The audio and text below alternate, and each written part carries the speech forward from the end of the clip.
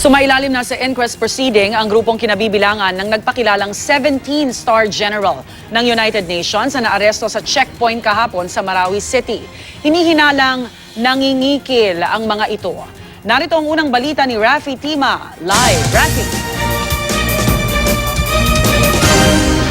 Rhea, mas lalong pinaghihipit nga ng PNP yung mga nagbabantay sa mga checkpoints papasok ng Marawi matapos ng muntik silang malusutan ng isang grupong nagpapakilalang membro ng International Police umano ng United Nations. At ang leader nga ng grupo, isa umanong 17-star general. Ang grupo ay nasabat sa isang checkpoint sa Barangay Aimi sa Marawi alas 4 ng hapon noong Martes. Pero ito ay matapos na silang makalusot sa mahigit 3 iba pang checkpoints, lula ng isang sasakyang may tarpaulin ng grupo sa harapan. Kumpleto raw sa uniforme ang 6 na umano'y miyembro ng International Police pati na ng mga naglalaki ang mga ID. Ilang blankong identification cards, mga tseke at maging ID ng Moro National Liberation Front o MNLF ang nakuha sa grupo. Ayon sa tagapagsalita ng grupo ay nakikipag-ugnayan daw sila sa mga Amerikanong nasa Marawi na tumutulong sa operasyon kontra Mauti ISIS kaya sila nagtangkang pumasok sa Marawi. Pero duda ng mga pulis isa itong extortion group. Bukod sa 2 babae, may kasama rin silang isang retired na sarhento ng Philippine Army. Ayon sa retiradong sundalo na si Bienvenido Sepe ay naloko lang din siya ng nagpakilalang 17-star general kaya siya sumama. Mga tiga Cagayan de Oro, Bukidnon at Cotabato yung mga naaresto. Kahapon nga ininquest na sila dito sa Iligan para sa kasong usurpation of authority at illegal use of uniforms and insignia, isang bailable naman na offense. Bagamat tila nakakatawa yung grupo at yung kanilang mga membro, nakakabahala umanong nakalusot sa mga naunang checkpoints yung naturang grupo gamit yung mga pekeng ID.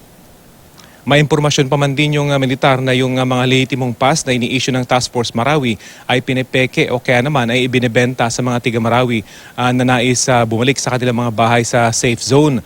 Paalala ng militar, libre ang pass pero dapat dumaan sila sa proseso. Nasabay din yung pagkakaaresto sa grupong nagpakilalang mga tiga-UN sa pagkakasabat din sa 6 na pong katao sa magkakahiwalay na checkpoints nito ring Martes sa Zamboanga, Sibugay at sa Zamboanga City. Nagpakilala ang mga naarestong mga kalalakihan na mga recruit ng isa umunong grupong may pangalang Hukbong Federal. Iniimbestiga na rin ng PNP kung may kaugnayan ng mga kalalakihan sa nahuling nagpakilalang 17-star general sa Marawi. Yan pa rin ang latest sa operasyon sa Marawi. Rhea? Rafi, itong pass, sino ba binibigyan yan at ano daw ang pakay nila kapag pinapayagan silang makapasok sa Marawi?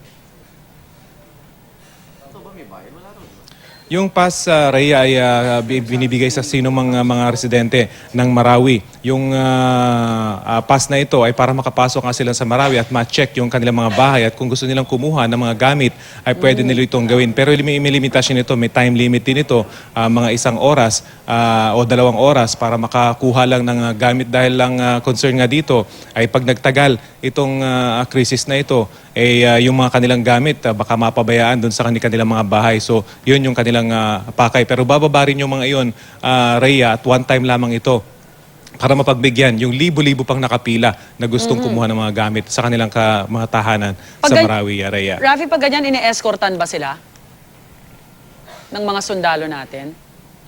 Yes, Rhea, may escort silang sundalo kung kaya't limitado. Mga around 300 lamang a day yung ina-accommodate ng Philippine Army dahil may escort ang mga ito kahit nasa safe zone na, Rhea.